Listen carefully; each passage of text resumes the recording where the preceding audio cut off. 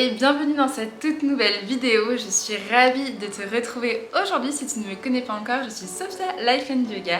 Je suis professeure de yoga et j'accompagne les femmes à développer leur confiance en elles, à croire en elles et surtout à incarner leur plein potentiel. Aujourd'hui, je vais te donner plein de conseils pour que tu puisses retrouver ton énergie et que tu puisses donner plein de good vibes. Alors stop à la dépression et aux idées noires, l'hiver est derrière nous, enfin tu me diras. Vraiment c'est super important là avec l'arrivée du printemps et de l'été de profiter de cette énergie là pour partager plein de good vibes. Et ça commence d'abord avec soi. Comme d'habitude, comme je le répète à chaque fois, c'est super important de prendre soin de soi et de cultiver son énergie, son bien-être. Plus tu vas être concentré sur toi, sur ce qui se passe à l'intérieur de toi, plus tu vas pouvoir partager des choses positives aux personnes qui t'entourent et tu pourras inspirer et être finalement la personne que tu souhaites être et que tu rêves d'être depuis toujours. Alors, déjà pour commencer, il est très important de passer du temps à l'extérieur. Ça y est, on peut enfin profiter du temps dehors, de la nature, du soleil. Alors profites-en pour aller te faire des balades. Essaye de marcher le plus possible pour aller au travail ou si tu vas aller chercher le pain ou des petites choses comme ça. En tout cas, profite de temps à l'extérieur. Deuxième point, prendre des bains de soleil. Ouvre grand les fenêtres, prends ton café, regarde le soleil, ferme les yeux et sens vraiment le soleil sur ton visage. Plus tu vas passer de temps dehors au soleil, plus tu vas te sentir bien. Vraiment, le soleil, c'est notre meilleur ami pour les good vibes et la bonne humeur. Donc, profites-en. Essaye de passer le plus de temps possible au soleil. Autre petit conseil, bien entendu, c'est la prof de yoga qui te dit ça, c'est de pratiquer le yoga.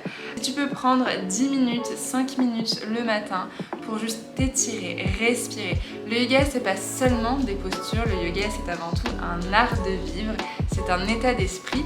C'est une manière de vivre que je t'invite à tester où tu es en pleine conscience dans ton corps. Tu te réveilles le matin et tu prends quelques secondes pour ressentir comment est-ce que tu te sens dans ton corps.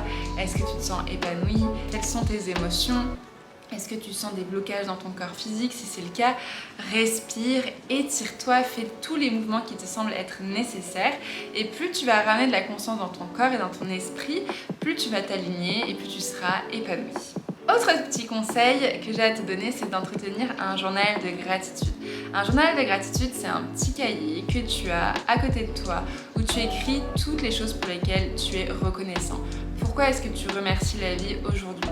Et plus on va exprimer cette gratitude, plus on va remercier la vie, se rendre compte qu'en fait on a de la chance d'être sur Terre, qu'on a de la chance aujourd'hui d'être ici et que chaque matin on a une nouvelle opportunité de vivre, plus on va se sentir bien et plus les petits tracas du quotidien finalement vont moins nous impacter, ils vont moins nous toucher et on va se sentir bien plus heureux.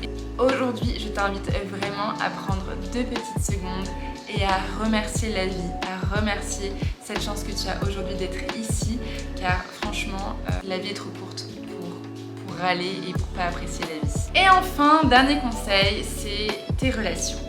La qualité de tes relations a un impact sur ta vie. Et oui, les personnes qui t'entourent sont le reflet de ce qui se passe aussi autour de toi. Alors, entoure-toi de personnes qui sont positives, qui te tirent vers le haut, des personnes qui t'inspirent, des personnes qui te font vibrer. Car si tu passes du temps avec des personnes défaitistes, qui ont des idées noires, qui sont en dépression, malheureusement, ça va venir t'impacter. Alors choisis bien ton entourage, choisis des personnes qui vont t'aimer, des personnes qui vont te donner des belles choses en retour. Choisis des personnes avec qui tu vas avoir envie de passer du temps, avec lesquelles tu auras envie de construire quelque chose. Alors ne perds plus de temps. Voilà pour tous mes petits conseils. Prends bien soin de toi. Cultive ton énergie, cultive ta positivité, cultive ta confiance en toi. Tout ça, ça se travaille.